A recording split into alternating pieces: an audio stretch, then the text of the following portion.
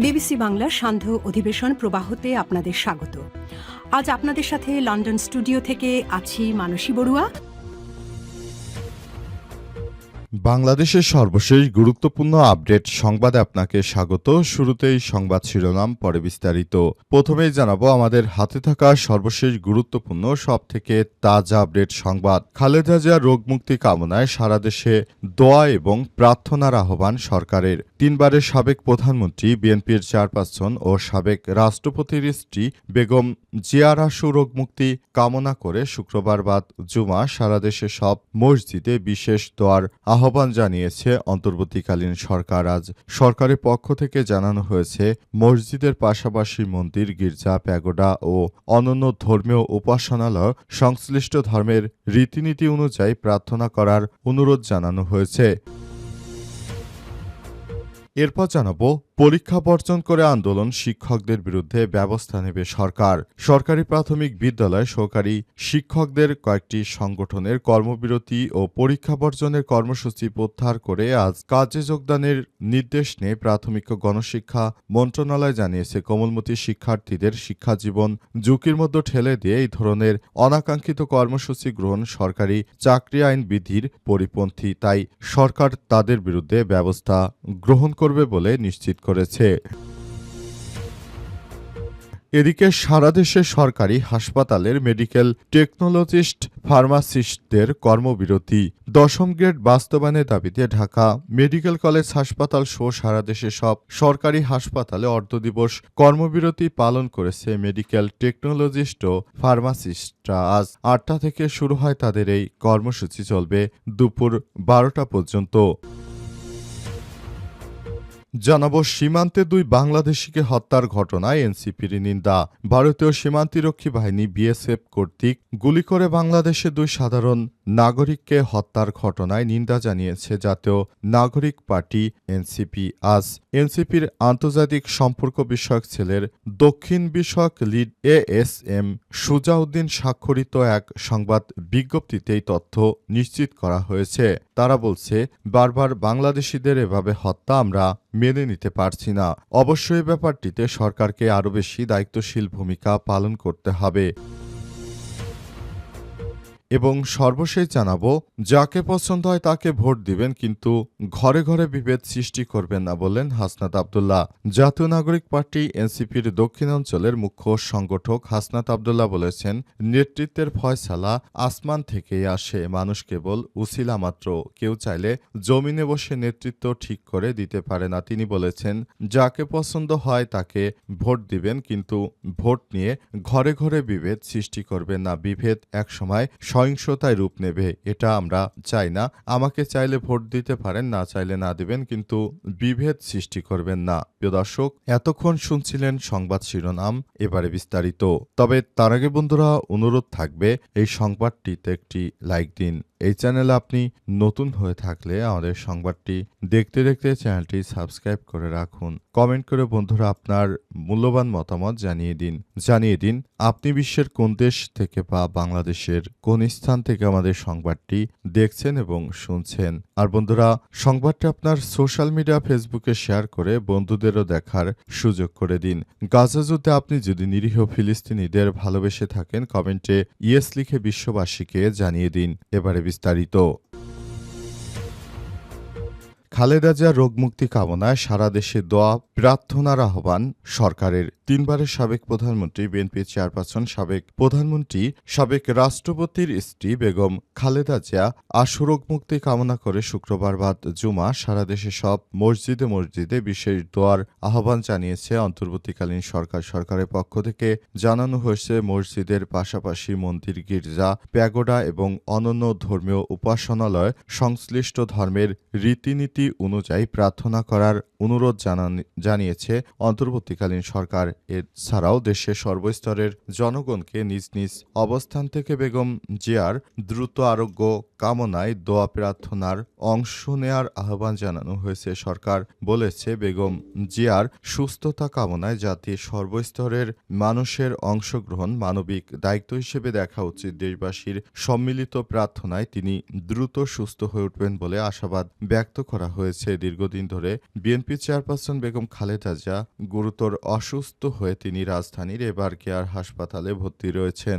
অবস্থায় BNP chairperson Begum Khaleda জিয়াকে নিয়ে সরকার ইতিমধ্যেই তাকে ভিভিআইপি পার্সন অর্থাৎ খুবই গুরুত্বপূর্ণ ব্যক্তি হিসেবে ঘোষণা করার পর বিএনপি চেয়ারপারসন বেগম খালেদা জিয়াকে এখন এসএসএফ সদস্যরা নিরাপত্তা দিচ্ছে। পাশাপাশি বিমান বাহিনীর সদস্যরাও হেলিকপ্টার উড়ে বিএনপি চেয়ারপারসন বেগম খালেদা জিয়া যেখানে চিকিৎসা নিচ্ছেন এভার কেয়ার হাসপাতাল সেখানে তারা নিরাপত্তা দিচ্ছে। পাশাপাশি পিজিএস সহ আরও অন্যান্য বাহিনীর সদস্যরাও বিএনপি চেয়ারপারসনকে নিরাপত্তার দায়িত্বে নিয়োজিত রয়েছেন। চীন থেকে মেডিকেল বিশেষজ্ঞ টিম এসেছে, পাশাপাশি ইউরোপ থেকেও এসেছে। তাকে উন্নত চিকিৎসা দেয়া হচ্ছে। আরও একটু সুস্থ হলে তাকে বিদেশে নিয়ে ভালো চিকিৎসা দেয়া হবে।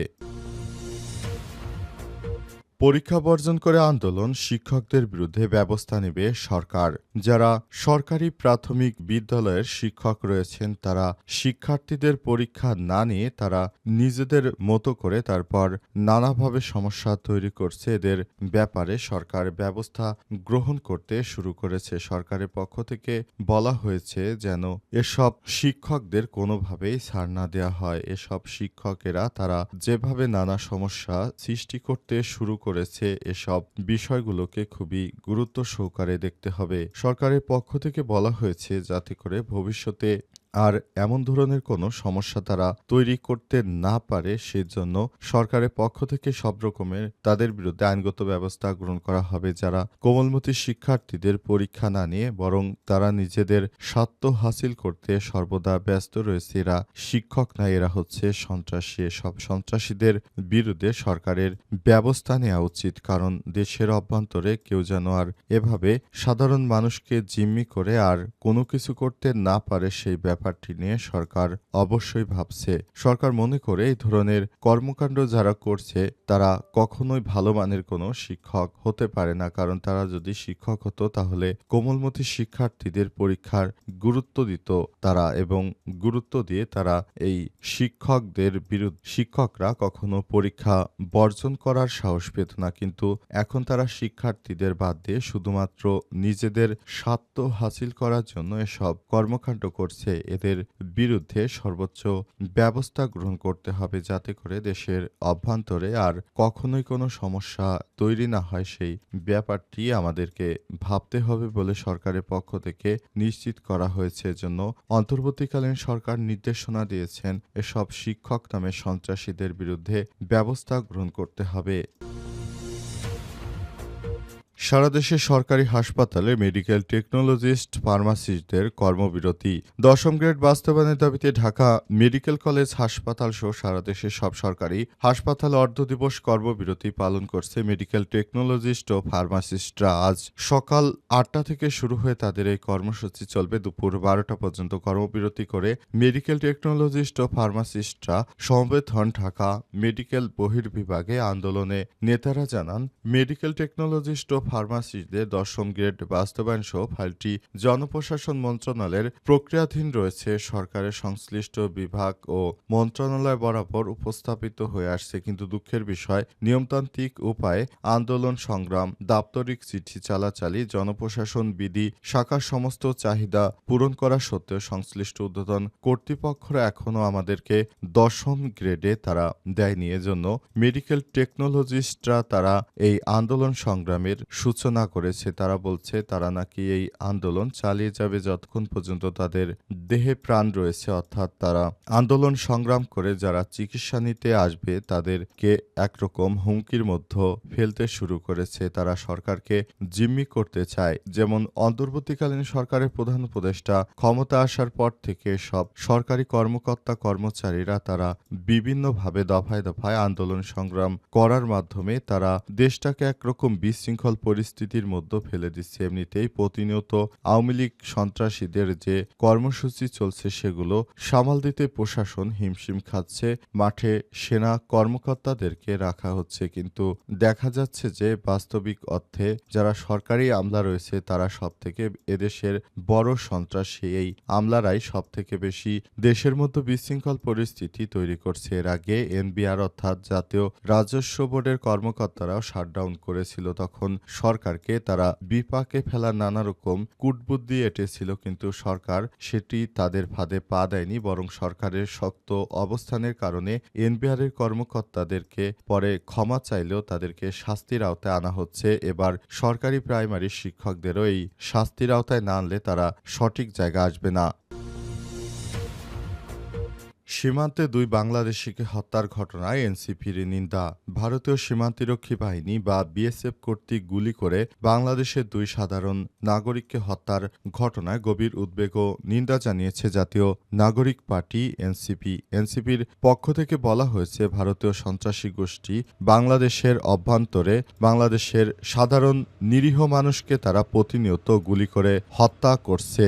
তাদেরকে কোনোভাবেই ছাড় দেওয়া যায় না, কারণ তারা যেভাবে বাংলাদেশের মানুষকে গুলি করে হত্যার মতো নৃশংস ঘটনা ঘটাচ্ছে, এই ব্যাপারটিতে অবশ্যই সরকারকে আরও বেশি দায়িত্ব গ্রহণ করতে হবে, যাতে করে দেশের অভ্যন্তরে আর এই ধরনের কোনো সমস্যা ভারতের এই সন্ত্রাসী গোষ্ঠী তৈরি করতে না পারে। সেজন্য সরকারকে আরও বেশি দায়িত্বশীল ভূমিকা পালন করতে হবে। তা না হলে দেশের অভ্যন্তরে যে সমস্যা তৈরি হয়েছে সেগুলো শেষ হবে না। সরকারকে ব্যাপারটি নিয়ে অবশ্যই ভাবতে হবে বলে জানিয়েছে এনসিপির নেতৃত্ববৃন্দরা। তারা আরও বলছে, আমরা চাই নতুন বাংলাদেশ গড়ে তুলতে, কিন্তু নতুন বাংলাদেশ গড়তে গিয়ে আমরা নানা রকম সমস্যার সম্মুখীন হচ্ছি। এসব বিষয়গুলো সরকারকে খুবই গুরুত্ব সহকারে দেখতে হবে বলে মন্তব্য করেছেন তারা। আজ নাহিদ ইসলাম সহ এনসিপির নেতৃত্ববৃন্দরা সরাসরি এসব বিষয় নিয়ে কথা বলেছেন।